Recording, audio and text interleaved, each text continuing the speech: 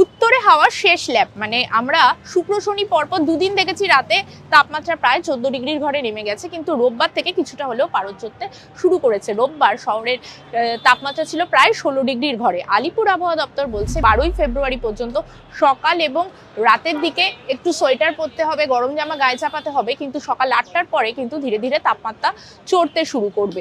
এবং দক্ষিণবঙ্গের পশ্চিমাঞ্চলের জেলাগুলোর ক্ষেত্রে কিছুটা উল্টো, কারণ পশ্চিমাঞ্চলের জেলাগুলোতে এখনো তাপমাত্রা আগামী কয়েকদিনে 10 ডিগ্রির ঘরে নেমে যেতে পারে এবং উপকূলের দিকে তাপমাত্রা 12 থেকে 15 ডিগ্রির ঘরে নামতে পারে। কিন্তু শহরের ক্ষেত্রে কিন্তু ব্যাপারটা কিছুটা হলেও কঠিন, কারণ কলকাতার ক্ষেত্রে 12ই ফেব্রুয়ারির পর থেকে কিন্তু তাপমাত্রা চড়তে শুরু করবে। প্রেম দিবসে কিন্তু ভালোই উত্তাপ থাকবে শহরে।